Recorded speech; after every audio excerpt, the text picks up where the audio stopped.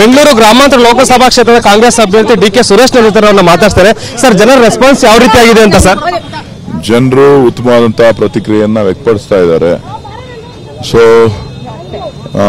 ಕಳೆದ ಚುನಾವಣೆಗಿನ್ನ ಹೆಚ್ಚಿನ ಬೆಂಬಲ ಎಲ್ಲ ಭಾಗಗಳಲ್ಲೂ ಕೂಡ ಸಿಗ್ತಾ ಇದೆ. ಈಗ ಎಷ್ಟು ಮತಗಳ ಅಂತರದಿಂದ ಗೆದ್ಕೊಂಡು ಬರ್ಬೋದು ಅಂತ? ಅದು ಚುನಾವಣೆ ಸಂಪೂರ್ಣವಾಗಿ ಮತಗಳು ಬ್ಯಾಲೆಟ್ ಮೇಲೆ ಸೇರಿದಾಗ ಎಲ್ಲೆಲ್ಲಿ ಯಾವ್ಯಾವ ಭಾಗದಲ್ಲಿ ಎಷ್ಟೆಷ್ಟು ಮತಗಳು ಬಿದ್ದಿದೆ ಇದನ್ನೆಲ್ಲ ಕೂಡ ಲೆಕ್ಕಾಚಾರ ಹಾಕಬೇಕಾಗುತ್ತೆ. ನೀವು ಮಾಧ್ಯಮದವ್ರು ಯಾವ ರೀತಿ ಲೆಕ್ಕಾಚಾರಗಳನ್ನ ಹಾಕ್ತಿರೋ ಅದೇ ರೀತಿ ನಾವು ಕೂಡ ಹಿಂದೆ ಮುಂದೆ ಸುರಿದು ಹಳೆದು ಎಲ್ಲ ಮಾಡ್ತೇವೆ. ಒಟ್ಟಾರೆ ವಾತಾವರಣ ಉತ್ತಮವಾದಂತಹ ವಾತಾವರಣ ಕಾಣಿಸ್ತಾ ಇದೆ. ಸರ್, ಈಗ ಗ್ಯಾರಂಟಿ ಕಾರ್ಡ್ ಮತ್ತು QR ಕೋಡ್ ಸ್ಕ್ಯಾನ್ ಮೂಲಕ 400 ರೂಪಾಯಿ ಕೊಡ್ತಾ ಇದ್ದಾರೆ ಅಂತ ಕುಮಾರಸ್ವಾಮಿ ಅವರು ಆರೋಪ ಮಾಡಿದ್ದಾರೆ. ಎನ್ನೇ ಕೂಡ ಕಾರ್ಡ್ ಎಲ್ಲ ಸಾಕಷ್ಟು ಸಬ್ ಮಾಡಿದೆ ಅಂತ. ನೋಡ್ರಿ, ಗ್ಯಾರಂಟಿ ಕಾರ್ಡ್ ಕೊಟ್ಟಿದೀವಿ. ನಾವೇನ್ ಗ್ಯಾರಂಟಿಗಳನ್ನ ಅನುಷ್ಠಾನ ಮಾಡಿದೀವಿ ಆ ಗ್ಯಾರಂಟಿಯನ್ನ ಮರಿಬೇಡಿ ಅಂತ ಜನರನ್ನ ಮನವಿ ಮಾಡಿದ್ದೇನೆ.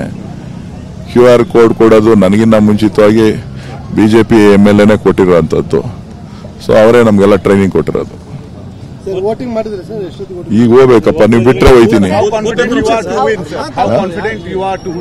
100% I am going to win. Don't worry.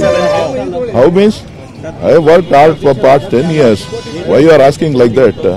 You have not seen my constituency. You have not visited my places. You blindly go and ask people. Everybody will come to know. I am here for past 10 years. I worked hard for the people of this constituency. Definitely people will support me. And what's about 28 seats in entire Karnataka? How many Congress is getting? Almost 15 seats, more than 15 seats we are going to win these elections. So the state-ruled government will help you in the local election? Definitely. But sir, that there is a lots of questions and remarks coming from Prime Minister directly. See, Prime Minister is, I don't think he is desperate. I don't tell more. He is desperate. Because of that, he is commenting on other issues. He is not speaking on development for past 10 years. He has ruled 10 years in this country. He has to deliver what he has promised, what he has done.